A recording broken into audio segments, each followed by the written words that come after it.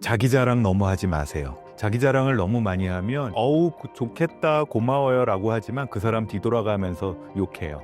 불필요한 시기와 질투를 유발하거든요. 꼰대 태도 금지. 이게 결국은 라떼에 집착하는 게 자기중심적이란 얘기거든요. 인간 심리로 보면 되게 미성숙한 태도예요. 안녕하세요. 한창수입니다. 고려대학교에서 마음건강을 가르치고 연구하고 있습니다. 그리고 병원에서 마음정비소 일을 하고 있는 마음정비사 한창수입니다. 좋은 사람인지 피해야 할 사람인지 알아보는 방법이 있을까요? 그거는 굳이 정신과 의사나 심리학자가 아니어도 그냥 느낌 안 좋은 사람 안 만나면 돼요. 근데 이제 그거를 좀 구체적으로 좀 나눠보면 보통 이 사람이 좋은 사람이냐 또는 나쁜 사람이냐를 나누는 일반적인 기준들이 몇 개는 있습니다. 보통 좋은 사람이라고 하면 인간관계에서 대화할 때 공감적 경청을 할 수 있는 사람이냐. 얘기하다 보면 지 얘기만 하는 사람들 있잖아요. 그리고 본인이 얘기하지 않을 땐 내 얘기는 듣는 등 마는 등 하고 들어도 그냥 자기 입장에서만 해석하는 사람. 다른 말로 풀어서 얘기하면 상대방의 관점에서 이해하려는 태도를 가진 사람을 공감적 경청 능력을 가진 사람이라고 얘기를 합니다. 왜 인디안 속담에도 그 사람의 마음을 알려면 그 사람의 신발을 신고 1마일을 걸어간 다음에 그 사람의 입장을 생각해라 라는 속담이 있대요. 옛날에 황희정승이 길 가다가 황소가 걸어가는 걸 봤는데 옆 사람이 물어봤대잖아요. 저 황소가 어느 정도의 힘이나 있는 것 같아? 그랬더니 대답을 한마디도 안 했대요. 그러다가 한참을 소가 농부하고 걸어가는 걸 보고 나서 저 소는 나이가 몇 살쯤 된 것 같아서 일은 한나절은 잘할 것 같아 라고 대답을 했는데 그 왜 그랬냐고 물어보니까 그 사람 걸어가는 거 본 적도 없이 그냥 얼굴만 보고 어떻게 하냐 라고 대답을 했대요. 나름 공감을 한 거죠. 우리 주변에는 사실은 다들 바쁜 사회를 살아가니까 나쁘지 않더라도 남의 얘기를 듣고 그 사람의 입장은 잘 생각 못하는 경우가 있어요. 예를 들어서 아침에 지각을 한 10분 한 후배가 있는데 일단 혼내죠. 일단 혼내고 막 화를 내고 나도 아침에 부인한테 혼나고 왔으니까 짜증을 막 내고 화를 냈는데 사실은 알고 봤더니 정말로 피치 못할 가족이 아파서 병원에 데려다 주고 왔다든지 그냥 거짓말로 하는 지하철에 빵꾸 났다는 얘기가 아니라 정말로 중요한 얘기일 수 있잖아요. 그런 태도를 지키는 게 첫 번째 공감적 경청. 그리고 두 번째가 그 앞에서는 내가 잘난 척하지 않아도 되는 사람. 내가 좀 약한 모습을 보여도 나를 비난하거나 무시를 하지 않는 사람. 이런 분들이 있잖아요, 친구 중에. 친구들끼리 모여도요, 중고등학교 동창들끼리 모여도 얘 앞에서는 내가 약호 잡히면 안 될 것 같은 친구들이 있어요. 근데 어떤 친구는 만나면 어제 부모님이랑 사이 안 좋았던 얘기, 그냥 형제간에 안 좋았던 얘기, 학점 F 받아서 고생하는 마음 얘기를 해도 되는 친구들이 있잖아요. 이런 친구들이 좋은 사람이고요. 세 번째가 가까워질수록 나를 배려해 주는 사람. 우리는 흔히 가까워지면 어떻게 돼요? 우리가 남이야? 그러곤 편하게 하고 말도 함부로 하고 왜 초등학교 친구들 중에 나이 30 다 넘어서 만났는데도 입에 욕 달고 사는 친구들이 있잖아요. 그러지 않는 사람들을 우리는 더 좋아한대요. 그리고 네 번째가 중요한데 상대방의 경계를 침범하지 않는 사람들. 사람마다 사람 간의 거리가 있대요. 어떤 사람은 상대방이 나한테 가까이 다가와서 얘기해도 괜찮은 사람이 있고 저는 누군가가 와서 내 코앞에 와서 얘기하는 거 굉장히 불편하거든요. 왜 심리학적으로는 적어도 이 한 팔 거리의 거리는 떨어진 사람하고 대화하는 게 마음이 편하다라고 얘기를 하는데 그 경계는 사람마다 달라요. 상대방의 경계를 침범하지 않는 사람. 다섯 번째 기준은 야, 너 생각보다 여기 뒷머리 이거 되게 멋있다. 이렇게 이쁘게 자라는 사람 없는데. 야, 너 옷 되게 잘 입었다. 근데 나는 아무 생각 없이 그냥 입고 왔는데 내가 모르는 내 장점을 발견해 주는 사람. 그리고 칭찬해 주는 사람. 우리가 연애할 때 여성이건 남성이건 간에 나를 칭찬해 주고 나를 이뻐해 주는 사람 좋아하잖아요. 그런 것처럼 친구들 사이에서도 나의 장점을 인정해 주는 사람을 좋아한답니다. 그리고 여섯 번째는 아까 말한 별로 좋지 않은 내 모습을 보여도 된다는 거랑 비슷한데 함께 있을 때 편안한 사람. 그리고 상대방이 나를 있는 그대로 받아들일 수 있는 사람. 그리고 일곱 번째 기준, 이것도 중요한데요. 그 사람 혼자 있을 때도 잘 있는 사람. 왜 친구들 중에 보면 남한테 자꾸 찾아다니는 사람 있잖아요. 어디 있냐고 물어보고 일을 할래도 내가 꼭 같이 있어야 되고 우린 그런 사람 불편해하거든요. 정리를 해보면 공감적인 경청, 그다음에 약한 내 모습을 보여도 되는 사람, 가까워질수록 배려와 존중을 해주는 사람, 그리고 내 경계, 바운더리를 침범하지 않는 사람, 그리고 내 장점을 발견해주는 사람, 그리고 나를 있는 그대로 받아들이고 함께 있으면 편안함을 느끼는 사람. 7번째가 혼자서도 잘 노는 사람. 이런 사람들을 우리는 좋아하는 것 같습니다. 좋은 사람처럼 보이지만 피해야 할 사람은 어떤 사람인가요?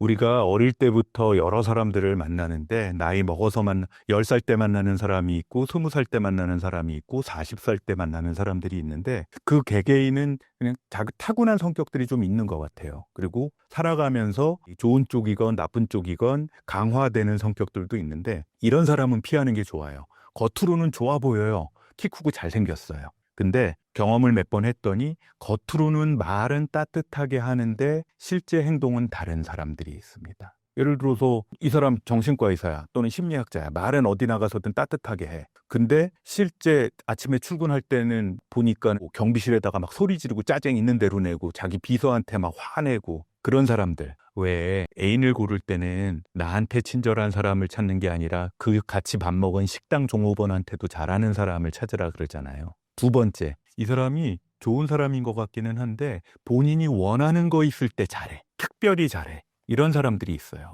인간이라는 게 누구나 다 내가 원하는 게 있을 때 그 사람한테 잘하게 돼 있기는 하잖아요. 근데 우리가 경계해야 될 사람은 누구냐? 자기가 필요할 때만 잘하는 사람들이 있어요. 그런 분들을 경계해야 됩니다. 그리고 3번째, 같이 지내보니까 좋은 사람인 줄 알았는데 상황에 따라서 성격이 달라요. 어쩔 때는 되게 느긋하고 여유롭고 좋은 착한 사람인 것처럼 보이는데 어쩔 때는 막 불안초조해하고 막 짜증이 있는 대로 나오고 그리고 나 원래 욱하는 성격이 있어 라고 얘기를 합니다. 상황 따라 성격이 다르죠. 근데 성격이라는 건 상황 따라 다르기가 쉽지 않거든요. 그 2개 중에 어느 하나는 진짜 성격이란 얘기니까 이런 분들은 혼자 있을 때 아니면 상황에 따라서 불안을 견디지 못한다는 의미거든요. 승질 부리거나 불안 초조해하는 건 내가 늘 불안을 느끼기 때문에 그러는 거라는 거 잊지 마시고요. 4번째가 만날 때마다 지자랑하는 사람들이 있어요. 내가 말이야 뭐를 해냈다라는 거 자기의 성과를 자랑을 하고 별것도 없는 이 옷이 말이야 심지어는 자기 허리띠 자랑하는 사람도 봤어요. 나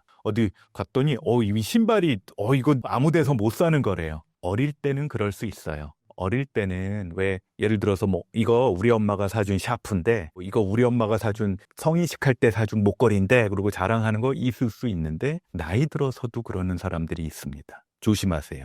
5번째부터 조금 더 심각해지는데 5번째는 가만히 봤더니 이 사람이 원하는 거를 위해서 사람들 앞에서 거짓말을 잘해요. 거짓말을 잘하고 뒷담화를 해. 앞에서 그 사람한테 이렇게 압을 해놓고 뒤돌아서는 딴 얘기예요. 내가 그 인간이 안 그런 거 아는데 네가 참아. 그리고 어쩔 때는 자기가 원하는 걸 얻기 위해서 나한테까지 좀 심하다 싶을 정도로 좀 칭찬을 과하게 해. 이거 내가 칭찬받아서 좋긴 한데 좀 과한데? 근데 그게 좀 안 맥힌다 싶으면 근데 너 이거 이렇게 안 하면 너 잘릴걸? 협박까지 하는 사람들이 있어요. 이게 이제 심해지면 사이코패스나 나르시스트의 경지로 넘어가는 거죠. 6번째는 이런 사람들도 되게 자주 있어요. 우리 주변에. 약속을 굉장히 잘해요. 내가 하겠다 그러고 내가 갖다 드리겠다 그러고 그리고 금방 잊어버려. 그리고 그거를 별로 죄책감을 느끼거나 별로 미안해하지 않아. 사람이 그럴 수도 있지. 이런 분들도 겉으로 아무리 좋아 보여도 피해야 되는 사람이고요. 이 사람이 같이 지내면서 이렇게 봤더니 나하고는 직접적인 경계가 없는데 본인이 어쩔 때는 필요할 때마다 굉장히 친절해. 굉장히 친절한데 필요 없어지만 아주 칼같이 잘라버리는 사람들이 있어요. 예를 들어서 이 사람이 과장님한테는 그렇게 잘했는데 그 과장님이 회사를 그만두게 됐어. 그랬더니 완전히 쌩까네. 그런 사람들 있어요. 이런 분들도 좀 피해야 되고요. 그리고 평소에 드러나진 않지만 어디 술자리나 아니면 커피 한 잔 마시면서 서로 갑옷을 벗어놓고 편안하게 얘기할 때 봤더니 사람들을 등급을 나누네. 저 사람은 말이야. 저 사람은 저 민석 씨는 저래가지고 저 과장 정도까지밖에 못 갈 거야. 그리고 저 수진 씨는 저래가지고 잘하면은 부장이야 팀장까지 갈 것 같아 라는 얘기를 본인도 모르게 그걸 하고 봤더니 본인이 봐서 잘 될 것 같은 사람들한테만 잘하는 사람들이 있어요. 어느 정도는 인간의 본성인데 그게 이제 눈에 띌 정도로 그런다. 그러면 그런 사람들은 피해야 되는 사람입니다. 이런 사람들을 왜 피해야 되냐 하면요. 제가 조금 아까 이제 몇 가지 말씀드렸잖아요. 이런 사람들은 자신의 이익과 그리고 상대방의 힘에 집중하고 있다는 얘기거든요. 원래 건강한 사람은 건강하고 우리가 생각하는 착한 사람이라고 하면 자신의 이익을 위해서 노력은 하지만 주변 사람은 이용하거나 착취하려 하지 않는 사람이잖아요. 근데 이 사람은 그럴 수 있는 사람이란 얘기예요. 그러니까 이익만 된다면 나보다 약한 사람은 언제든지 착취할 가능성이 있는 거죠. 그리고 조금 더 발전하면 별로 꺼리낌 없이 그 사람을 조종할 수가 있는 사람이에요. 야, 너 그 사람 뒤진캐봐. 아니면 왜 그런 거 있죠. 법카 사용해가지고 밥 먹었는데 그날은 클라이언트 만난 게 아니야. 아닌데 후배랑 같이 먹어놓고 야, 이거 네가 누구랑 어디 회사랑 먹었다고 영수증 처리해라. 그래놓고 나중엔 그 사람 뒤돌아서 뭐라 그럴 것 같으세요? 그거 걔가 영수증 처리 그렇게 한 거예요. 이런 분들은 또 모든 대화가 자기중심적이거든요. 나를 중심으로 내 이익을 중심으로 판단하기 때문에 만약에 상황이 불리해지면 그거는 나 때문이 아니에요. 그 사람 때문인 거죠. 그리고 책임은 전혀 인정하지 않습니다. 또 이분들은 죄책감이 없다 그랬잖아요. 부끄러움이 없어지니까 필요할 때는 언제든지 부탁해요. 야, 10,000원만 줘라. 야, 이거 네가 좀 처리해라. 그리고 미안해 하지는 않아요. 내가 만약에 근데 우리 주변에 또 착한 친구들이 있잖아요. 그래서 뭐 그냥 마지못해서 그냥 나도 20,000원밖에 없는데 10,000원 빌려주고 나도 일찍 퇴근해야 되는데 대신 남아서 일해주고 나면 그런 분들은 당연히 이 사람은 그럴 수 있는 사람이라고 생각하고 언제든지 그런 부탁을 또 할 가능성이 많습니다. 조심하셔야 돼요. 이런 분들은 어느 순간 당신이 이제는 못하겠어요. 돈 10,000원 못 드립니다. 오늘 저녁 잔업은 내가 대신 못해요 라고 하는 순간 나를 비난하고 나를 욕하고 나를 해치려고 뒷담화를 할 수가 있는 사람이란 뜻이죠. 피해야 할 사람과 자연스럽게 멀어지는 방법은 어떤 것이 있나요? 없어요. 인간관계라는 게 사실은 일정 기간 관계를 맺으면 인간관계는 관성이라는 게 있어서 뭐 한 달이면 한 달, 뭐 일주일이면 일주일 동안 맺은 인간관계가 그대로 간대요. 이게 인간관계의 관성이라 그러죠. 뭐 예를 들어서 우리가 고부간의 갈등이라 그러면 시집온 며느리가 시어머니한테 꼼짝 못하고 잔소리 듣고 뭐 니네 엄마가 어떻고 뭐 이런 안 좋은 말을 들어도 처음엔 참잖아요. 시집온 며느리가. 근데 한 1년 지나고 2년 지나서 도저히 이거는 못 견디겠다. 그래서 바꾸려고 해도 잘 안 바뀌잖아요. 그게 인간관계의 관성 때문이거든요. 근데 그럴 때는 사실은 인간관계를 리셋하는 수밖에 없어요. 리셋한다는 게 왜 그래서 고부간의 갈등이나 직장 내에서도 마찬가지지만 싸움도 한 번씩 나고 아니면 누구 한 명이 때려치고 그런 일인데 우리가 정말로 고통스럽고 잘 안 끝내지는 인간관계라면 그래야겠죠. 근데 사실은 우리가 맺는 인간관계라는 게 꼭 그렇게 심각한 관계만 있는 건 아니잖아요. 자연스럽게 헤어지는 방법이 몇 가지 있습니다. 심리학적으로는 이거를 선 넘는 사람 상자 안에 가둬놓기예요.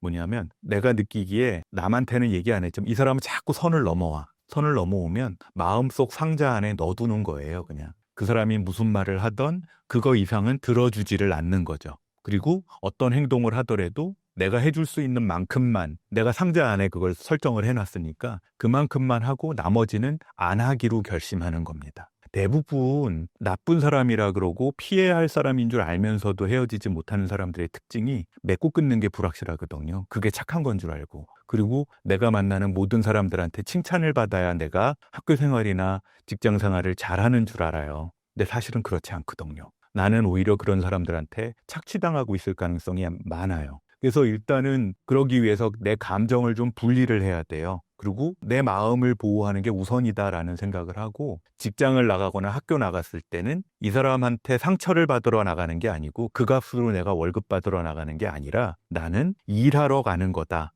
그리고 저 사람하고 굳이 친하지 않아도 되는 거다라고 생각을 해야 됩니다. 그래서 네 번째 조건이 그 사람한테 기대하지 않는 거예요. 내가 이 사람한테 조금 더 잘하면 나를 인정해줘서 어디 또 좋은 회사, 신사임당 말고 이율곡 회사나 뭐 이런데 또 추천해 줄 수도 있어. 예를 들면 이런 거를 나도 모르게 마음에 좀 두고 있어서 그러는 경우가 많거든요. 기대하지 마세요. 기대를 안 하면 선을 넘지 않을 가능성이 훨씬 크고요. 그러려면 내 마음이 좀 건강해야겠죠. 나 스스로 일단 잘 자고 마음을 좀 다스리는 연습, 그다음에 운동하는 연습, 이거를 좀 해야 되고요. 그런 사람들한테 피해보는 사람들의 특징이 나도 외로워요. 나도 친구가 별로 없는 것 같아. 그래서 그 양반하고 얘기할 때마다 마음의 상처도 있고 그것 때문에 일도 조금 더 하지만 그래도 나를 알아봐주고 나한테 말 붙이는 사람은 그 사람밖에 없는 것 같은 느낌 때문에 그러는 경우도 있거든요. 조금 외로워도 돼요. 조금 외로워지고 그 사이에 내가 조금 더 단단해져야 좋은 사람들이 내 옆에 꼬일 수 있다라는 생각을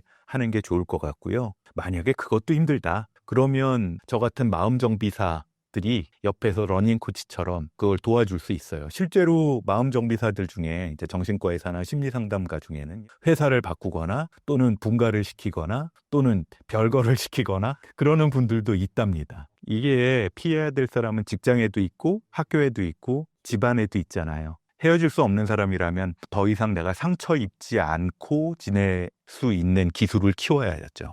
노후의 시간은 많지만 어떻게 보내야 할지 어려워하시는 분들이 많습니다. 이유가 무엇인가요? 사실은 저도 많아진 시간을 어쩔 줄 몰라 하는 지금 나이까지는 안 가서 제가 말씀드리는 그 조언이 도움이 얼마나 될지는 사실은 잘 모르겠어요. 사람마다 사실 많이 다른 건데 일반적으로 노후의 시간이 확 많아지면서 어려워지는 사람들, 특히 50대 중반, 초중반 이후에 직장을 그만두고 나서 할 일이 없어서 양복 입고 출근해서 산 밑에서 운동복으로 갈아입고 등산 갔다 온다는 분들 많았잖아요. 옛날 IMF 때도. 그런 분들에 대해서 이제 얘기를 한다면 첫 번째 이유는 그렇습니다. 시간이 늘어났다는 게 문제예요. 한참 바쁠 때는 야 아무 생각 없이 그냥 잠만 한 3박 4일 잤으면 좋겠다. 아무 생각 없이 그냥 드라마 미드만 한 3박 4일 봤으면 좋겠다. 이런 생각을 할 때가 있는데 막상 은퇴를 하거나 아니면은 직장과 직장 사이에 잠깐 쉬는 시간이 생기면 그 시간 자유 때문에 굉장히 즐겁지만 사실은 그게 얼마 못 가는데요.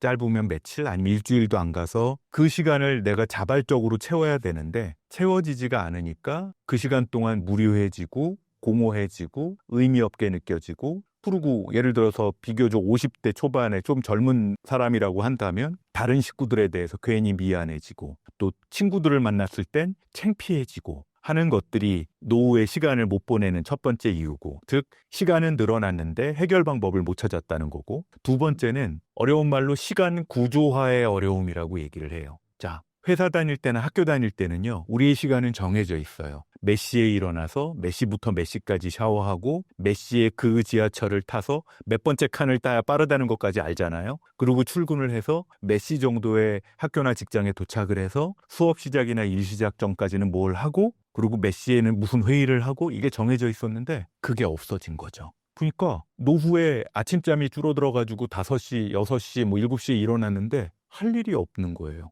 정해놓은 게 없으니까. 내 시간을 내가 정해야 되는데 그 직전까지는 내 외부에 사회와 조직이 만들어 놓은 시간표에 따라서 살던 사람이라서 아직 내 시간표를 정하지 않아서 그런 문제가 생겼다라는 게 두 번째 이유입니다. 세 번째 이유는요. 놀아본 적이 없어요. 왜 우리가 친구들끼리 얘기해도 왜 어렸을 때 중고등학교 다닐 때 생각해보면 공부만 하는 애들 있잖아요. 놀지도 않고 던지기도 못하고 농구도 못하고 그냥 맨날 공부밖에 못하는 친구들, 공부할 일 없어지면 노는 법을 몰라요. 어른들 중에도 평생을 일과 공부만 하다가 노후가 딱 됐더니 사람들하고 어울리는 방법도 모르고 운동법도 모르고 뭐 할 줄 아는 취미도 별로 없네. 이런 분들이 시간을 보내는 거에 어려움을 느끼고요. 친구가 없어요. 이런 분들은 우리 학교가 다닐 때나 또는 직장 다닐 때 거기서 만나는 사람들이 내 친구였어요. 그리고 지금 은퇴기에 접어든 노후를 접어드는 분들은 아주 많은 시간을, 집보다 더 많은 시간을 직장에서 보냈기 때문에 거기서 만나는 사람들과 친구 맺고 저녁에 소주 한 잔을 하더라도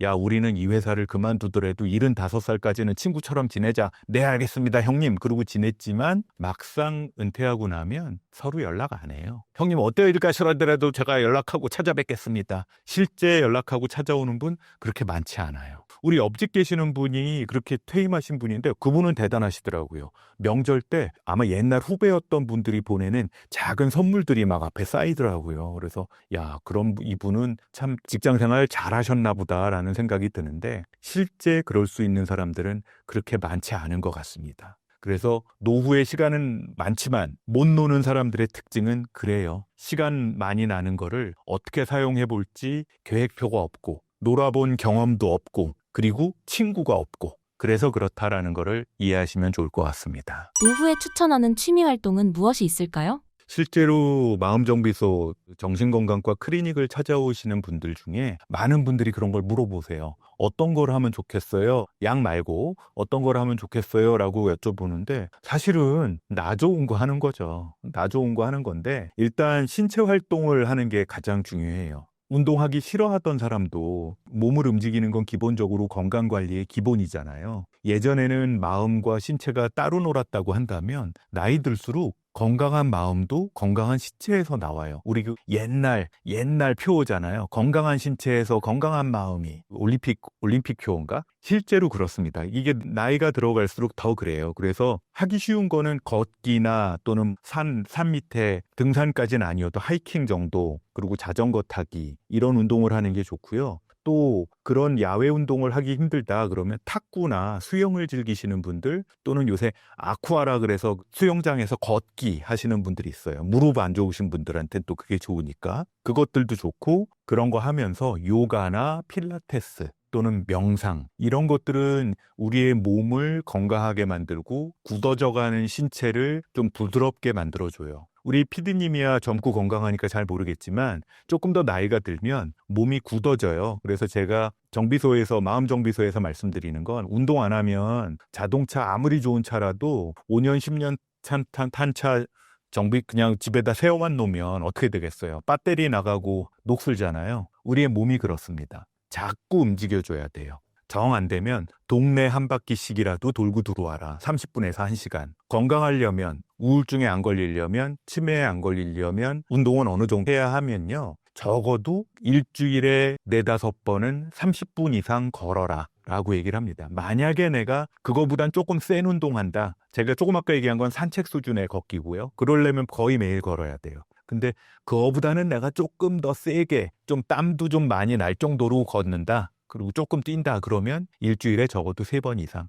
3번 이상은 30분 이상은 좀 땀을 시컨 흘릴 정도로 운동을 하라라고 얘기를 합니다. 실제 논문에서도요.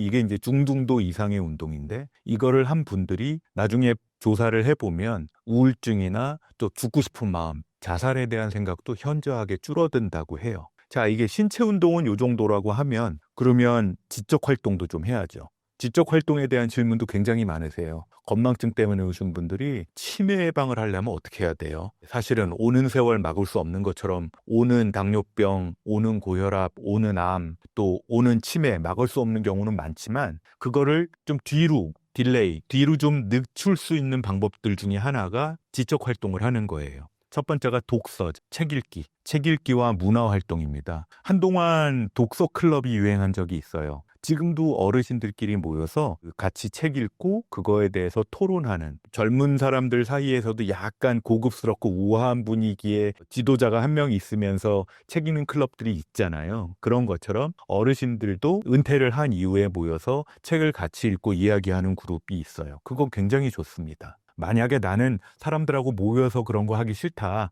혼자라도 읽고 만약에 나는 책만 보면 졸려서 그건 못하겠다 하면 신문 보세요. 제가 권하는 방법은요. 신문 적어도 한 3개 정도 종이 신문을 주문을 해서 그거를 매일 아침 쭉 보면 1시간에서 2시간 훌쩍 지나가거든요. 그걸 쭉 보고 아무래도 나이가 먹어가면서 머리의 인지 속도가 조금씩 늦어지거든요. 정 안 되면 신문의 제목들이라도 한 번씩 읽어보고 지나가는 거. 그런 것들 괜찮습니다. 그래서 제가 그걸 권했더니 어떤 분은 신문 5개를 신청을 해서 보니까 왜 5개냐 그랬더니 이게 신문마다 논조가 조금씩 다르잖아요. 2개는 조금 본인이 생각하는 거랑 반대, 3개는 저 회사 크다는 거 이렇게 한 5개, 그중에 경제신문도 하나 넣어서 그거를 매일 보고 정리해 본다는 분들도 있습니다. 두 번째가 글쓰기예요. 글쓰기도 아주 좋습니다. 일기 쓰기가 습관이 되어 있는 분들이 아주 좋지만 그게 좋다는 얘기는 우리 다 알잖아요. 근데 우리 초등학교 때부터 일기 안 썼잖아.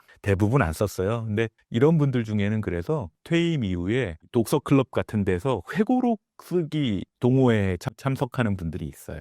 나의 인생을 한번 어린 시절부터 정리해 보는 것도 괜찮고요. 또 그 정도까지는 아니어도 중고등학교 때 했던 것처럼 시나 소설 또는 에세이, 그래서 문인 대비하는 분들도 있습니다. 뭐 책 팔아서 돈 버는 건 사실 쉽지 않아요. 그거는 유튜브에서 돈 버는 거 쉽지 않은 거랑 똑같은데 내 마음을 달래고 내 머리를 훈련시키는 거로서의 시쓰기, 글쓰기는 아주 좋습니다. 세 번째는 나는 글쓰기 뭐 이런 건 잘 못하겠고 대신에 그림 그리는 거 좋아했던 분들이 있으세요. 그런 분들은 그림 그리기나 컬러, 색깔 칠하는 거 이런 것도 좋고요. 저희 선생님 중에 저희 은퇴하신 선생님 중에는 어린 시절에 미술반이셨대요. 그래서 지금도 그림 그리기를 꾸준히 하고 계세요. 집에 이젤 갖다 놓고 그림 그리고 몇 년에 한 번씩 전시회도 해요. 그림을 얼마나 팔을 수 있었는지는 모르겠는데 적어도 건강에는 아주 좋은 것 같습니다. 그것도 싫고 나는 그냥 재료 많이 사가지고 하는 거 싫어요 하시는 분들 중에는 왜 옛날 받아쓰기 공책 같은 거 사서 이렇게 글씨 쓰기 하는 거 연습하는 분도 있고요. 작은 붓글씨 연습 하시는 분들도 있습니다. 서예가 좋아서 작품 활동하시는 분들도 있기는 한데 서예를 쓰다 보면 그게 자꾸 쌓이잖아요. 그래서 아들도 주고 며느리도 주고 딸도 주는데 그 딸들 그거 받는 거 귀찮아하니까 그거 많이 쌓이고 나면 그 다음엔 서예 활동 못 하시더라고요. 적당한 선에서 나한테 맞는 걸 찾아보시고요. 또 이런 분들도 있어요. 악기 배우기. 어린 시절에 해보고 싶었으나 못했던 클라리넷 또는 뭐 색소폰 또는 기타, 또 피아노 학원에도 은근히 많고요. 요새 출산율이 낮아지면서 동네에 있는 음악 학원들 중에는 성인반도 굉장히 많이 생겼죠. 그래서 그런 거 배우는 것도 아주 좋습니다. 특히 손가락을 활용하는 악기들, 피아노라든지 기타라든지 이런 것들은요. 우리 뇌를 자극하는데 아주 도움이 되니까 치매 예방에도 효과가 있을 거고 또 부는 악기, 플리웃이라든지 뭐 클라리넷이라든지 이런 거는 폐 질환이 있는 분들은 힘들겠지만 그렇지 않은 분들한테는 폐활량을 유지하는데 아주 도움이 될 거예요. 담배 끊는 데도 도움이 될 거고요. 그리고 이것도 저것도 싫다. 나는 그냥 평생 책상 물림으로 공부나 하던 사람이다라고 하는 분들은 그런 데 가기도 싫다. 그러면 저기 인터넷을 뒤져보면 온라인 학습 해주는 곳이 되게 많아요. 뭐 유튜브에도 그 멤버십 들어서 공부하는 프로그램들이 많은데 그것도 괜찮고요.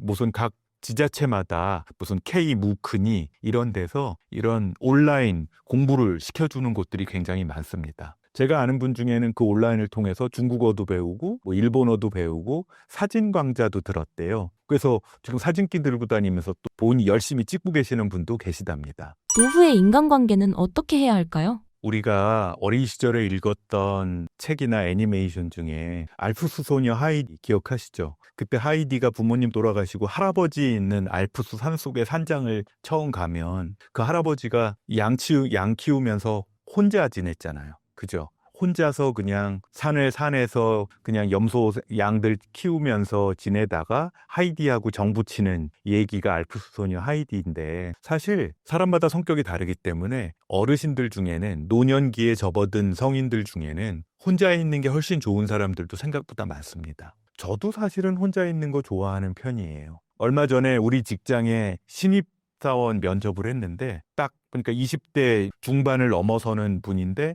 혼자 있을 때 스트레스 받을 때 뭐 하고 시간 보내요? 그랬더니 그분은 그러더라고요. 그냥 혼자 가만히 있으면 좀 화가 풀려요. 그런다고 그랬는데 그래서 제가 비슷한 연배의 다른 친구들한테 물어봤죠. 정신과 내에도 제자들 중에도 젊은 친구들이 있으니까 그런 친구들 많대요. 사람마다 성격이 다 다른 거잖아요. 결국은 어른들 중에 치매 위기에 빠져서 복지관에 가서 공부도 좀 하시고 친구도 만나세요. 사람 만나는 게 치매 예방입니다라는 얘기를 많이 들었으면서도 그런데 못 가는 어른들도 계세요. 왜? 그래서 왜 안 가세요? 그러면 수준 안 맞아서. 그죠? 그 평생 다른 일하고 산 사람들하고 무슨 얘기를 해? 그 사람들하고 친구를 어떻게 해? 그런데 이게 나조라고 가는 거예요. 유치원에 우리가 어린이집에 유치원에 아이들 데리고 갈 때 한번 생각을 해보면 피디님이야 아직 젊고 건강하니까 아직 아이가 없겠지만 가면 아이들은요 같이 모여 놀아요. 같이 모여 노는데 모여 노는 거지 같이 놀진 않아요. 그거를 심리학적으로는 패럴렐 플레이라고 그래서 병렬적으로 노는 거죠. 모여 놀아요. 모여서 장난감 가지고 놀지만 각자 혼자 노는 거예요. 어른들도 이런 복지관이나 또는 이런 교육기관이나 이런 데 가서 지내면 꼭 서로 친해지지 않아도 돼요. 그냥 각자 자기가 할 일하고 지내면 그게 어울리는 거예요. 그러다 보면 친해지는 사람도 있고 친해지지 않아서 그냥 혼자 그냥 그 교육기관이나 그 복지관이나 그냥 혼자 다니는 사람들도 있고요. 그것도 싫으면 나 혼자서 내 활동을 찾는 것도 나쁘지는 않습니다. 근데 그러면은 그런 질문들이 나와요. 그러면 그 와중에 사람들 만나면 어떤 관계를 하면서 지내야 되느냐, 노후의 인간관계를 어떻게 하면 되느냐라는 건데요. 친구는요, 이거는 꼭 노후뿐만이 아니라 젊었을 때도 마찬가지인데 친구는 한 명만 있어도 돼요. 마음에 맞는 친구, 나를 존중하고 내가 존중할 수 있는 친구, 서로 만나면 서로 가치관이 맞는 친구, 그리고 그렇게 오래 만났으면서도 나한테 함부로 하지 않고 서로 무례하지 않는 관계를 유지할 수 있는 사이라면 한 사람만 있어도 돼요. 운 좋으면 그런 사람들이 서너 명 있으면 최고죠. 그것도 없으면 부인이나 남편한테 잘해야죠. 관계의 질이 중요하다는 얘기입니다. 인간관계는 여러 명 만나는 거 별로 안 중요해요. 아주 질 좋은 관계 한두 개면 충분하다. 그것까지 안 하려고 하지는 말아라라고 권하고요. 두 번째는 새로운 관계를 어떻게든 형성은 해야 돼요. 특히 직장 생활을 하던 어르신들이라면 직장 관계가 끊어지면서 내가 알고 있던 인간관계들이 다 끊어졌거든요. 요새 저는 아직 직장 생활을 하고 있으니까 여러 모임에 가면 어이구 내가 아는 형님이야, 내가 아는 동생이야 하고 서로 소개해주고 만나고 친하게 악수하는 분들 많이 보지만 그분들이 과연 그 직장 끝나고 나서도 서로 친구일지는 모르겠어요. 노인이 되면 노후에 은퇴를 하고 나면 직장관계 끊어진과 동시에 인간관계에도 상당수가 떨어져요. 그러면 친구를 어디서 만들어야 되느냐? 무슨 공부하는 모임, 외국어 공부하는 모임, 또는 수영장 아쿠아 모임, 또는 어디 교회나 어디 종교기관에 가서 봉사활동하면서 만나는 모임들이 있잖아요. 그 안에서 새로운 관계를 맺는 거를 두려워할 필요는 없다. 그렇다 그래서 옛날에 그 정말 친했던 그런 관계까지는 몰라도 돼요. 그냥 적당히 아침에 별일 없으셨어요?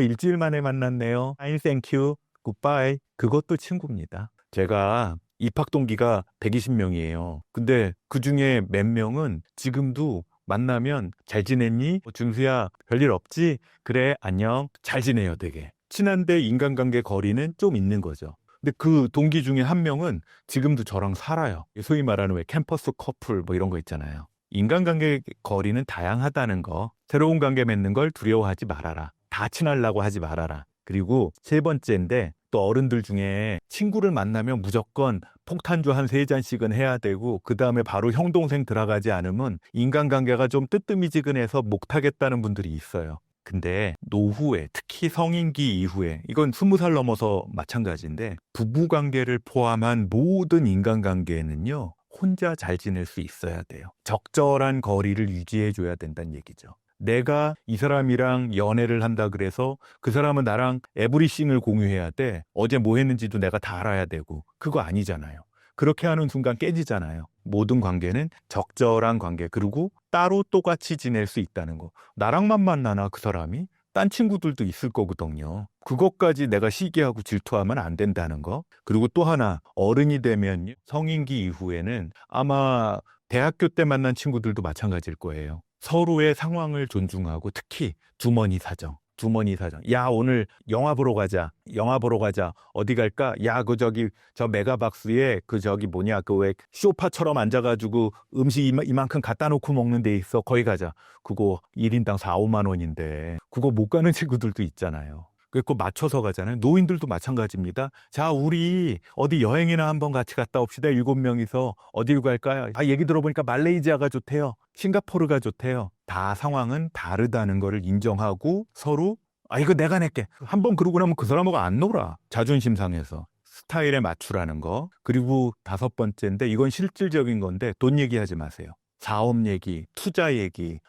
지금 연금 받는 거 그거 한꺼번에 좀 일 반만 받아서 여기다 투자하면 4배야, 4배. 이런 얘기하는 그룹에서는 문제가 생깁니다. 실제로 저한테 다니는 분 중에도요. 그런 식으로 투자 몇 개 유치해서 선의로 본인이 아는 정말 좋은 투자처에 그걸 유치해 줬다가 망했어. 망해가지고 지금 그 불안증에 공황장애 오셔가지고 다니시는 분들도 있어요. 가급적이면 성인기, 특히 노년기 이후에 만나는 관계에서는 그런 뭐 같이 돈 버는 얘기는 하지 마세요. 왜 친구들끼리도 돈 얘기는 하지 말라 그러잖아요. 그리고 무엇보다 그런 와중에 나 스스로 자기 관리와 나를 성장하는 데 신경 써라. 그거 왜냐하면 내가 괜찮은 놈이어야 그 사람도 좋다 그러죠. 내가 좋지도 않으면서 나는 좋은 사람만 만나려 그러면 그건 도둑놈 심보죠. 그리고 7번째인데 사람은 누구나 다 혼자 잘 지낼 수 있는 사람 좋아해요. 내가 누군가한테 만나는 거 너무 안절부절해하고 연락 안 오면 막 짜증내고 그러는 사람 불편해합니다. 나 혼자서도 잘 노는 방법을 몇 개는 정해놔라. 그게 노후에 친구관계, 인간관계를 잘 유지하는 방법입니다.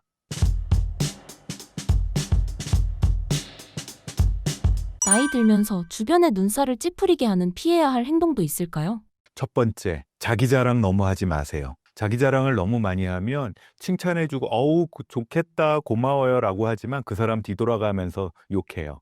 또는 불필요한 시기와 질투를 유발하거든요. 원래 아무리 친한 친구 사이에서도요, 특히 어르신들 모여가지고 야 우리 집 손주가 공부해가지고 저기 하버드 어디 들어갔대. 그러면 친구들이 뭐라 그래요? 야 축하한다. 네 손주 너무 공부 잘하는구나. 그러지만 집에 가면서 뭐라 그럴 것 같아요? 재수없어. 또는 그렇지는 않아도 왠지 모르게 마음이 안 좋지. 왜냐하면 그분 손주는 재수하고 있을 가능성도 있는데 너무 자기 자랑하지 말아라. 두 번째, 꼰대 태도 금지. 그게 사람들 모이면 다 내 나이 동갑들만 모이는 게 아니잖아요. 젊은 사람들도 있고 또는 뭐 다양한 연배의 사람들이 만나는데 거기서 자꾸 라떼식의 얘기를 자꾸 하면 야 그거 내가 회사 다닐 때는 라떼는 말이야 라고 하면 사람들이 점점 자리를 피하게 돼요. 이게 결국은 라떼에 집착하는 게 자기중심적이란 얘기거든요. 인간 심리로 보면 되게 미성숙한 태도예요. 그리고 사실은 그 이면에는 내가 내 얘기를 계속 안 하면 같이 있는 이 사람들이 또 젊은 사람들이 있으면 이 젊은 인간들이 나를 무시할까봐 인정받지 못할까봐 그러는 불안 때문인 거거든요. 근데 그거 계속 꼰대처럼 그러면 알아요. 눈치챕니다. 꼰대가 아닌지 항상 점검하세요. 세 번째, 사람들 모였을 때 그게 세 사람이 모였던 네 사람이 모였던 그 자리에 없는 딴 사람 비난하는 사람들이 있어요. 왜 흔히들 친구끼리 맥주 한잔 할 때는 화장실 갈 때 조심하라 그러잖아요. 간 사람 남은 사람들이 험담하니까. 실제로 근데 나이 먹고 노년이라고 얘기하는데 타인을 자꾸 비난하고 험담을 하면 사람들이 피하기 시작을 할 겁니다. 그리고 그것과 연장선상에 있는 게 자꾸 충고하려고 그러지 마세요. 이게 저도 제 자녀들이 있으니까 저도 모르게 이랬으면 좋겠어, 뭐 저게 좋아라고 내가 겪어보니 이래라는 얘기를 나름 마음속의 선의로 할 수 있는데 그것도 한두 번이지. 이게 나이든 노년 어른들 입장에서는 나는 몇 번 안 했는데 듣는 사람 입장에서는 그 얘기 수십 번 들은 경우가 되게 많아요. 불필요한 조언도 금지하시고요. 네 번째, 너무 주변에 있는 사람들을 간섭하거나 의존하지 마세요. 간섭한다는 얘기는 그거죠. 예를 들어서 내가 PD님 아빠야 또는 엄마야. 야, 거기 가면 위험하다. 후쿠오카 거기 가면 강도당할 수 있대더라. 조심해라. 이러는 분들이 되게 많아요. 그러면 젊은 친구들이 조금 멀어질 수 있고요. 반대로 자식들한테 맨날 전화해서 나 어디 아프다 어디 아프다. 아마 명절이나 설이나 추석 때 큰 집에 모이면 거기서 조카들 오면 그 조카 있는 자리에서 1년에 한두 번 보는 젊은 조카 앞에서 아픈 얘기만 잔뜩 하고 가는 어른들이 있어요. 이것도 피해야 될 행동이다라는 거. 그리고 그러려면 대접받을 생각을 하지 말아야 돼. 이거는 젊은 꼰대들 중에도 있어요. 젊은 사람 중에도 내가 딱 24살인데도 알고 봤더니 그 과에선 내가 선배야. 또는 나는 경장제대 했어. 그러면 자꾸 이렇게 나도 모르게 대접받으려고 하는 게 있거든요. 식당을 갔는데 늘 노턴 애가 나한테 젓가락을 안 놔주네? 불쾌해하지 마세요. 내가 먼저 하는 것도 괜찮아요. 그냥 내 일은 그게 숟가락 갖다 놓는 거건 뭐 어디 정리하는 거건 비계나 소파 꺼내오는 거건 간에 내 일은 내가 한다 생각하는 게 제일 좋습니다. 그리고 7번째, 이거는 말 습관에서 되게 중요한데 그거 안 될 거야. 그 얘기를 아주 많이 하는 분들이 있어요. 그런 분들도 친구들이나 선후배 사이에서 버림받을 가능성이 되게 많다는 거 잊지 맙시다. 옛날에 아침 방송 많이 나오던 우리 김영자 씨라는 연배 높으신 탤런트, 그 당대에는 굉장히 미인이고 유명하신 분인데 그분이 아침 방송 나와서 그런 얘기를 하시더라고요. 그죠? 나이 먹으면은 입에 자크 닫고 지갑이나 열면 된다고. 근데 우리 어르신들 지갑도 그렇게 두껍진 않잖아요. 그냥 말을 좀 줄이고 주변에 있는 사람들의 말을 조금 더 들어주고 그리고 좋은 얘기를 많이 하라고 합니다. 제가 하는 충고하는 건 예고 자리예요. 젊은 사람들이 주변에 있다면 세 마디만 하세요. 며느리가 옆에 있거나 딸이나 아들이 있어도 세 가지만 주로 하시면 좋아할 겁니다. 예쁘다, 고맙다, 잘했다. 예고잘. 제 추천입니다.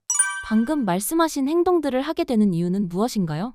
일단은 상대방에 대한 존중이 좀 부족한 거죠. 그리고 본인 생각하기에는 이 사람하고 내가 되게 가깝다고 생각하는 거고 사실은 상대방에 대해서 느끼는 친분의 정도는 사람마다 다르잖아요. 나는 이 사람을 정말 친하다고 생각했지만 사실은 그 사람은 내가 생각하는 것보단 조금 더 멀게 나를 생각하고 있을 수 있거든요. 근데 그걸 오해하면 쉽게 섭섭하고 언짢아져요. 어른들 중에는 기본적으로 그냥 조금 거리를 둔 상태에서 시작을 해야 되는데 그냥 본인이 젊을 때는 어른들, 나이 드신 분들을 굉장히 예우해주고 그 밑에서 쩔쩔매주고 그냥 그분을 무조건 다 장군님 받들듯이 받들던 회사 생활을 했던 분들이 많아요. 그러다 보니까 나중에 본인이 정작 나이 들고 나서 그런 대접을 받는 게 당연한 거 아닌가? 라는 생각을 아직도 하는 분들이 좀 있는 것 같고 그런 분들이 이제 쉽게 말하면 인간관계를 착각하는 거죠. 그리고 두 번째는 또 다른 착각이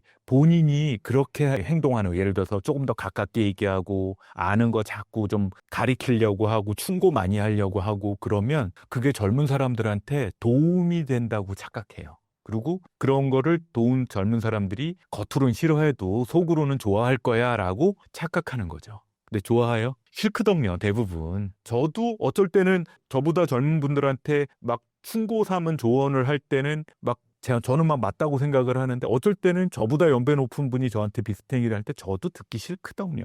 적어도 성인이라면 사실은 잘못해서 실수를 하고 실패를 하더라도 그거는 그 사람 책임이에요. 그 젊은이가 해결할 문제지 내가 해결해주고 내가 내 지갑 열어서 손해본 거 메꿔줄 것도 아니면서 괜히 말로 상처 줄 것까지는 없지 않나 하는 생각이 들어요. 그래서 제가 권하는 방법은 당신이 생각하고 있는 우리 둘 사이의 거리 당신이 생각하고 있는 이 그룹 내에서의 친분함, 친한 정도보다 조금 더 멀게 생각을 하고 시작을 하면 실수를 좀 덜하지 않을까 하는 생각이 듭니다. 그리고 요새 젊은 분들, 친구들, 그리고 내 동년배 친구들도요, 나한테 별로 조언을 구한다거나, 나한테 도움을 구한다거나, 나한테 자꾸 이래라 저래라 지시받는다거나, 이러는 거 원하지 않아요. 정 도와주고 싶으면 지갑 열어서 한 돈 10만 원 주세요. 그거 아니면 별로 고맙다 소리 못 들어봅니다.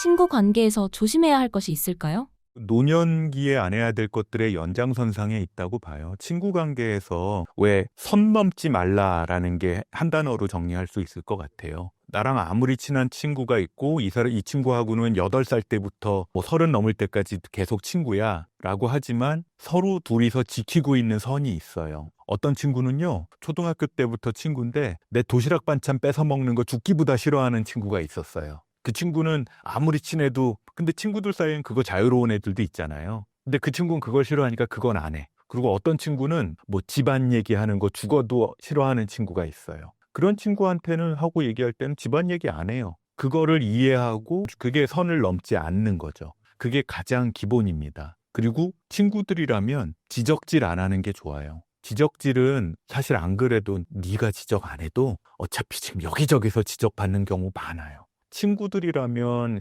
그렇게 매일 만나는 것도 아닐 거고 매일 만난다고 하는 같은 직장에 있는 친구라 하더라도 적어도 친구로서 만났으면 지지해주고 잘했다, 존중한다 라는 정도의 얘기만 해주는 것도 좋습니다. 그리고 세 번째, 질투를 안 했으면 좋겠어요.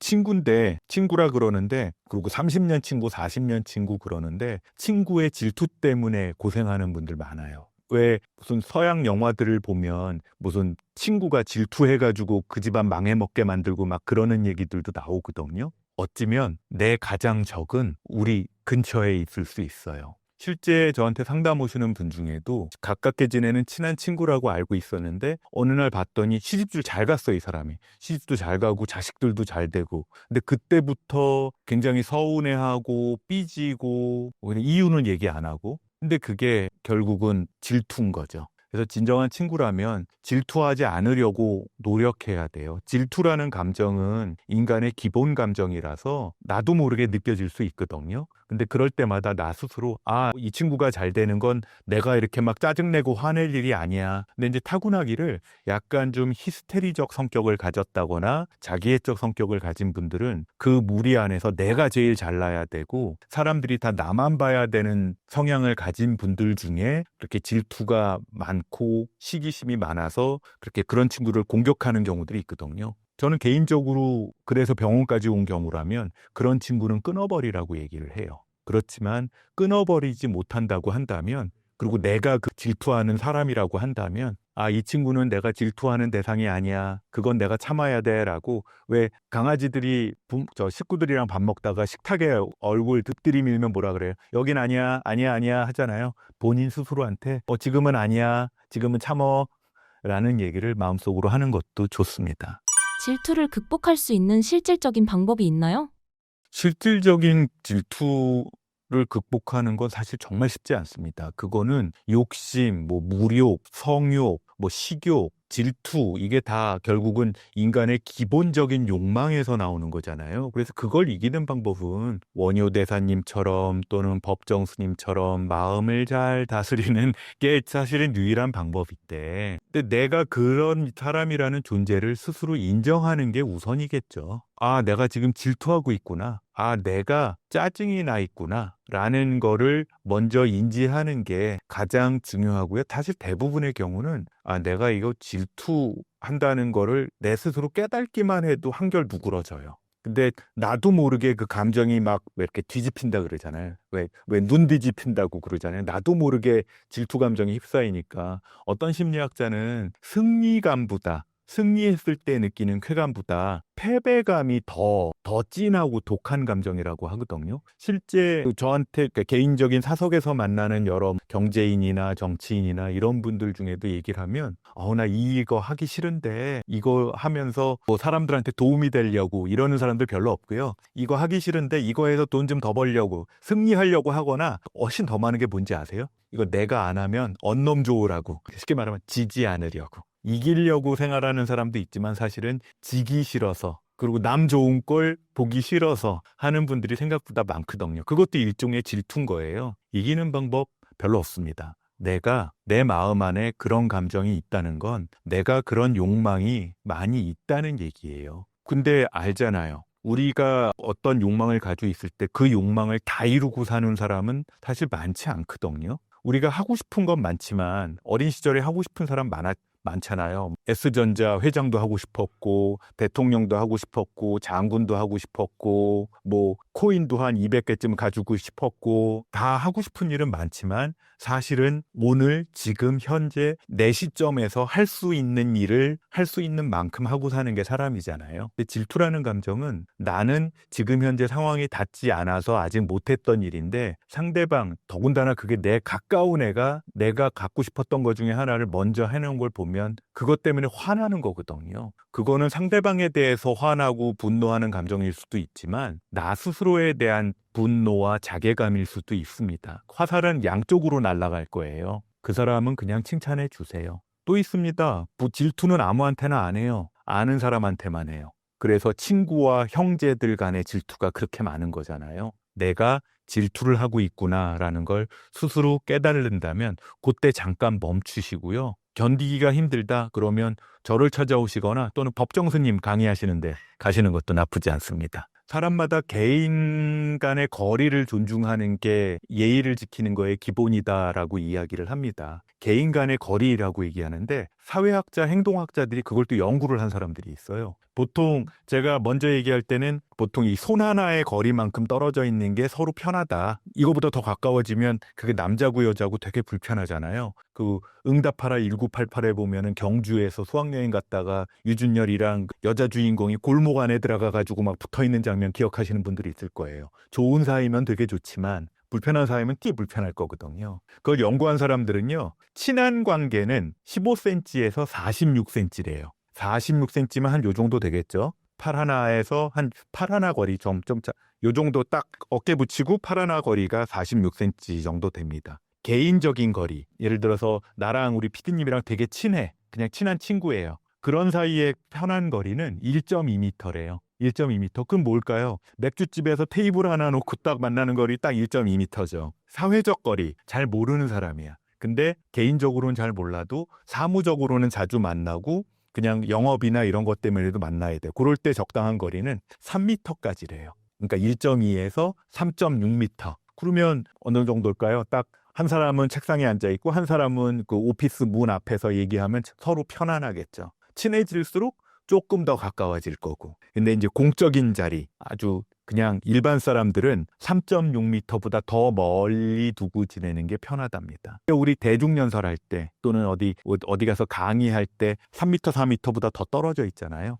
그거를 공적인 거리라고 이야기를 합니다. 그걸 참고해서 저는 개인적으로 밀접한 거리 46cm 그 사이, 그 정도 거리보다 더 들어오면 불편해요. 근데 가끔 있죠. 그런 친구들이. 뭐 가끔 참기도 하는데 저는 제가 얘기도 합니다. 내 개인 거리는 여기까지입니다. 치매에도 종류가 있다는 것이 사실인가요? 네, 치매가 사실은 종류가 굉장히 많아요. 치매라는 건 결국은 우리의 뇌세포가 어떤 이유에서든 뇌세포가 다양하게 머리 통에 있는데 어느 쪽 신경세포가 망가졌느냐에 따라서 나타나는 게 치매인 거거든요. 그럼 무슨 얘기냐? 원인 질환에 따라서 다를 거고 뇌세포 중에도 어느 쪽 뇌세포가 먼저 상하느냐에 따라서도 종류가 달라집니다. 증상도 다르게 나타나고요. 근데 이제 일반적으로 가장 흔하게 얘기하는 건 알츠하이머 치매, 그다음에 루이 소체 치매, 그다음에 전축두엽 치매라고 이야기를 해요. 알츠하이머 치매라고 하면 나이 먹으면서 우리의 머리 뇌세포와 세포 사이에, 신경세포 사이에 노폐물들이 빠져나가지 않고 영양 성분이 들어갔다가 노폐물이 돼서 나오는데 그 노폐물들이 우리 검버섯 얼굴에 점 생기듯이 끼어 있으면서 생기는 게 알츠하이머 치매예요. 근데 이거는 주로 앞통수, 전두엽하고 측두엽 그 사이에 많이 생기는데 여기서 주로 나타나는 증상이 기억력을 다스리는 세포들이 먼저 손상이 돼요. 그래서 주로 최근 기억, 어제 아침에 한 일, 옛날 일은 아직 기억을 하는데 어제 먹은 거, 오늘 아침에 일어났던 일, 그 다음에 자동차 열쇠 어디다 놨는지 까먹는 거, 이런 증상들이 가장 먼저 나타나는 게 알츠하이머 치매고요. 혈관성 치매도 있습니다. 혈관성 치매는 뇌출혈이라든지 또는 뇌경색 같은 것 때문에 뇌세포가 죽으면 그 뇌세포 죽은 자리에 기능이 없어질 거 아니에요.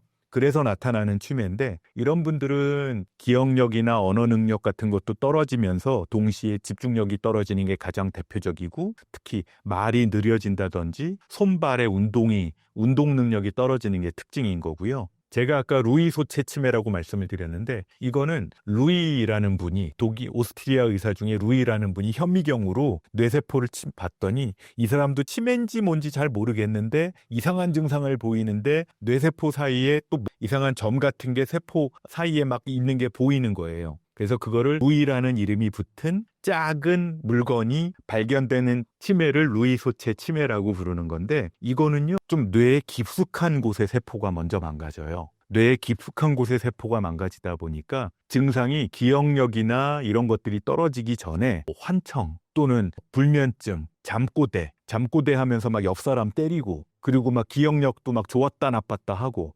모르는 사람이 보면 꼭 정신병 걸린 것 같죠. 이런 증상이 먼저 나타나는데 만약에 치료 안 하고 그냥 두면 나중에 기억력도 떨어지고 언어 능력도 떨어지는 치매 증상이 다 나타나는 그런 것들을 루이 소체 치매라고 하는 거고요. 결국은 노인성 알츠하이머와 다른 점은 제일 먼저 상하는 위치가 다르다는 거예요. 그 다음에 흔한 게 전축두엽 치매라 그래서 전두엽하고 축두엽. 우리의 뇌는 아시겠지만 다양한 부위로 이루어져 있는데 맨 앞에 이마 뒤에 있는 거를 전두엽, 이 옆에 있는 거를 측두엽이라고 부르거든요. 이쪽에 있는 뇌세포가 먼저 상하는 거예요. 그러다 보니까 기억력이 떨어지기 전에 판단력이 먼저 떨어져요. 그리고 언어 능력이 먼저 떨어지고 감정 컨트롤이 잘 안 돼요. 원래 전두엽이라는 게 판단력과 감정 컨트롤을 많이 하는 곳이거든요. 그래서 우울증으로 많이 와요. 우울증으로 많이 오고 또는 우리 아빠가 성질이 갑자기 난폭해졌어요 라고 그래서 데려와요. 검사를 해보면 전축두엽 치매로 나타나는 경우들이 많이 있습니다. 그래서 이게 왜 중요하냐 하면 처음에 이걸 검사하려면 심리검사도 하고 인지기능 검사도 하고 뇌 영상 촬영을 해서 어느 쪽 뇌세포가 먼저 상했는지, 그래서 기능은 어디가 떨어졌는지를 미리 알아야지 자칫 잘못하면 나중에 치매약을 미리 먹어야 되는데 미리 먹지 못해서 정말 많이 안 좋아진 다음에 치매약을 먹기 시작하는 분들도 있기 때문에 이런 경우에는 반드시 초반에 자세한 검사를 통해서 어떤 종류의 치매인지를 확인해 봐야 돼요. 건망증과 치매 증상을 어떻게 구분할 수 있나요? 저도 요새 건망증이 좀 심해지는 것 같아요. 이게 체력 좀 떨어지고 할 일이 많아지고 마음이 좀 바빠지고 스트레스를 좀 받을 때 건망증이 굉장히 흔하게 나타나잖아요. 특히 아기 한둘 낳던 우리 엄마들 건망증 그때 되게 심하거든. 워낙 일도 많고 바쁘고 체력도 많이 떨어지니까, 그리고 스트레스도 많이 받으니까. 근데 이 건망증은 건망증대로 체력이 회복되거나 마음 컨디션이 돌아오면 괜찮아지는 경우들이 많아요. 다시 얘기하면 핸드폰이 일 많이 하면 뜨거워지잖아요. 그리고 프로그램이 잘 안 돌아가죠. 이게 건망증인 거예요. 근데 치매는 이미 뜨거운 단계를 넘어서서 그 스마트폰 안에 있는 전기 회로가 몇 개 끊어진 거죠. 몇 개 끊어지면 기능이 다시 돌아오지 않거나 회복되지 않을 가능성이 굉장히 많죠. 그래서 사람으로 치면 건망증은 내가 차열세 어디다 뒀지? 기억이 안 나는데 숨 한 번 쉬고 가만히 있어보자 하고 생각을 해보면 내가 어제 들어와서 거기서 거기다 놨지 라고 하면 생각해낼 수가 있죠. 이게 이제 그냥 건망증이고, 치매는 그 회로가 끊어졌으니까 내가 차열세를 가지고 들어온 사실조차 까먹는 거예요.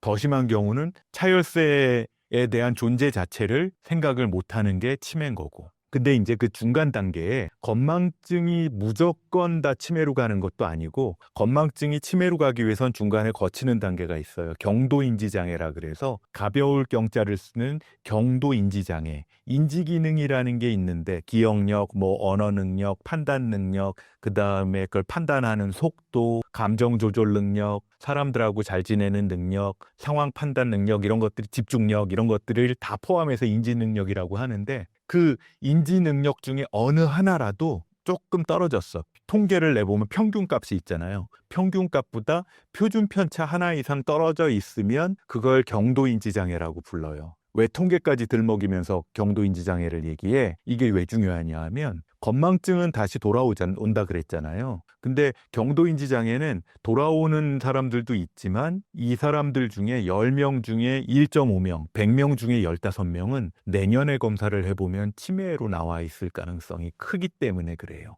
무슨 얘기냐? 경도인지장애 정도까지 인지 기능이 떨어지면 기억력이나 언어 능력이나 판단력이나 계산 능력이나 이런 것들이 일정 표준보다 떨어져 있으면 그 사람들 중에는 그냥 핸드폰 뜨거워져서 떨어진 사람도 있지만 핸드폰 전선이 몇 개 끊어진 사람도 섞여 있다는 얘기죠. 그래서 경도인지장애 때부터는 신경과나 정신건강과 치매 클리닉에서 검사도 충분히 해보고 필요하면 약도 먹을 거를 고려해 봐야 된다라는 겁니다.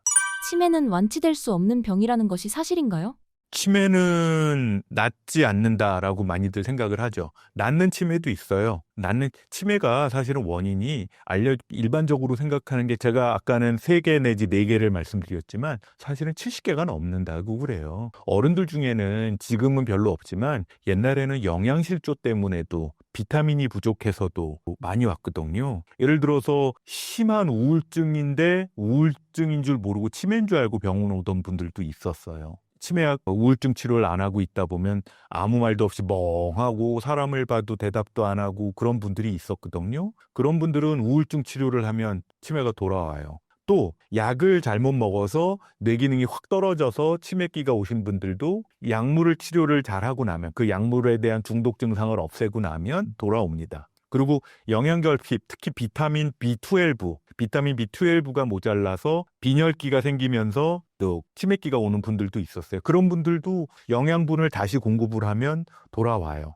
그리고 갑상선이나 뭐 이런 내분비 기능의 이상으로 생기는 것도 나중에 돌아옵니다. 그리고 옛날에는 신경외과에 가면 뇌에 물이 차요. 어떤 이유로든 뇌에 물이 차면 그게 뇌세포를 누르니까 눌렀는데 그런 경우는 신경외과 가가지고 그 물을 바늘구녕 내가지고 물을 빼내거든요. 그러기만 해도 기억력이랑 이런 뇌의 인지 기능이 돌아오는 경우도 있어요. 그래서 이런 거를 가역적 치매라고 부릅니다. 그래서 처음 치매 클리닉에 가면 하는 검사가 이 사람이 가역적 치매냐 아니면 불가역적 치매, 아까 말한 알츠하이머, 루이소체, 전축두엽 이쪽 치매인지 아닌지를 검사하는 것부터 시작을 해요. 근데 이제 어른들은 흔히 그러죠. 아우, 치매 오면 절대 낫지 않는 거니까 그럴 바에는 난 죽을래요. 막 이런 얘기를 하는데 세상에 병 한 번 나면 다 100% 회복되는 병이 몇 개나 있나요? 당뇨병 생각해 보세요. 고혈압 생각해 보세요.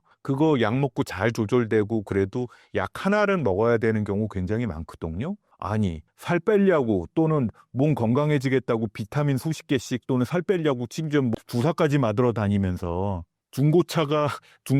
차 기능 잘 유지하려고 약 한두 알 먹는 거를 왜 두려워하세요? 그거 안 먹으면 뇌 기능이 더 망가지는데요. 치매도 완치될 수 없어요. 완치될 수 없다는 건 무슨 뜻이냐 하면요.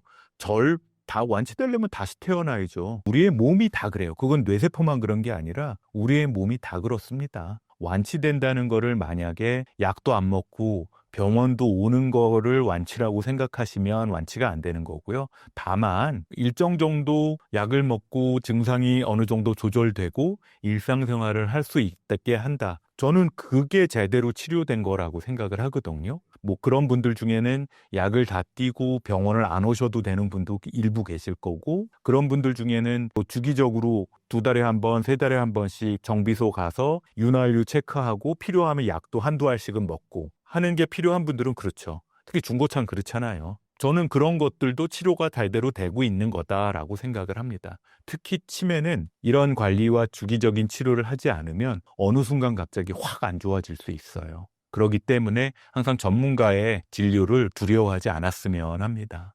치매 예방을 위해 가장 중요한 것은 무엇인가요? 치매 예방을 위해서 제일 좋은 거 잘 먹고 잘 자야죠. 그리고 몸 건강해야 됩니다.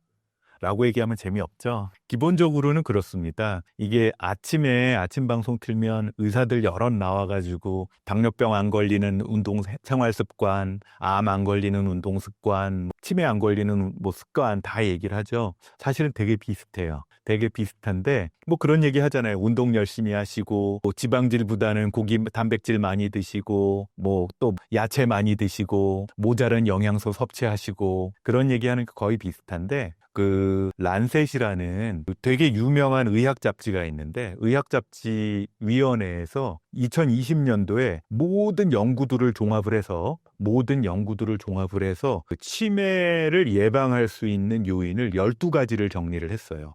12가지를 정리해서 치매를 예방하려면 이렇게 해라 라는 권고안까지 얘기를 했는데 제가 그걸 말씀드릴게요. 치매 예방 요인 첫 번째는 교육 수준입니다. 교육 수준이 낮을수록 치매가 잘 걸린다고요. 두 번째는 귀가 잘 안 들릴 때, 난청이 있을 때 치매가 잘 걸린대요. 세 번째, 고혈압, 비만, 그다음에 흡연, 그리고 우울증이 있을 때, 그리고 사회적으로 고립돼 있을 때, 신체 활동이 부족할 때, 운동을 안 할 때란 얘기죠. 그리고 당뇨병이 있을 때, 그리고 술 많이 먹을 때, 그리고 특이한 거는 머리 외상, 머리를 다치면 치매가 또 잘 온다고요. 12번째가 조금 의외실 텐데 대기 오염도가 높을 때. 이게 12가지의 치매 요인이에요. 그럼 그걸 피해야겠죠? 그러기 위해서는 어떻게 해야 될까요? 제가 권고하는 건 이렇습니다. 1번, 혈압을 잘 유지해라. 보통 40이 넘으면요, 적어도 수칙기 혈압이 130은 넘지 않도록 유지하고, 두 번째, 청력을 잘 유지해라. 너무 시끄러운 이어폰 사용하지 않고, 만약에 청력이 좀 떨어져 있다면 보청기나, 요새는 보청기 아니더라도 왜 안경처럼 소리 확장하는 이어폰 비슷한 것들도 있더라고요. 그런 것들을 사용하는 거를 권고합니다. 세 번째, 대기 오염이나 흡연을 주의해라. 담배 끊을 수 있는 분들 담배 끊으시고요. 오염도 높은 날에는 마스크 쓰시고요.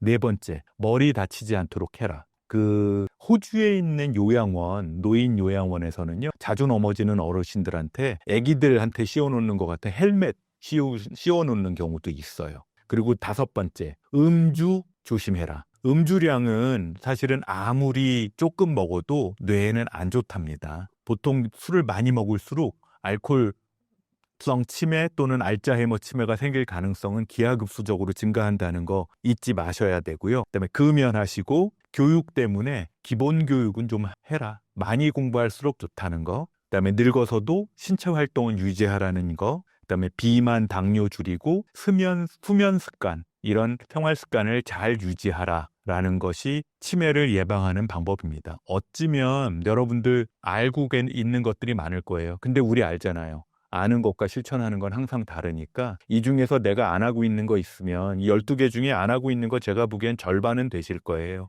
그거를 실천하시기 바랍니다. 내가 만약에 내일 모레 40이다 아니면 35이다. 우리의 뇌는요 35세부터 노화가 시작된대요. 지금부터 예방활동을 해야 된다는 것을 잊지 않으셨으면 좋겠습니다. 구독자님들에게 한 말씀 부탁드립니다. 세상은 늘 변하고요. 세상의 상황이 변할 때마다 스트레스를 많이 받는 게 사람인 것 같습니다. 근데 어떤 사람은 그 스트레스를 그냥 역경으로 받아들이고 나를 더 단단하게 만들고 이겨나가는 사람들이 있고요. 그런 사람들은 외상 후 스트레스가 아니라 외상 후 성장을 하는 사람들이죠. 근데 어떤 분들은요, 작은 스트레스인데 그냥 마음에 스크래치 난 거 정도밖에 안 되는데 그거를 트라우마로 받아들이고 내 인생을 잘 못 사는 분들이 있는 것 같아요. 근데 여러분들 아시잖아요. 우리 인생은 구세주가 나타나거나 지도자가 나타나서 제 주머니를 채워주거나 저를 잘 살게 해주는 건 아닌 것 같습니다. 결국은 내가 오늘 내 할 일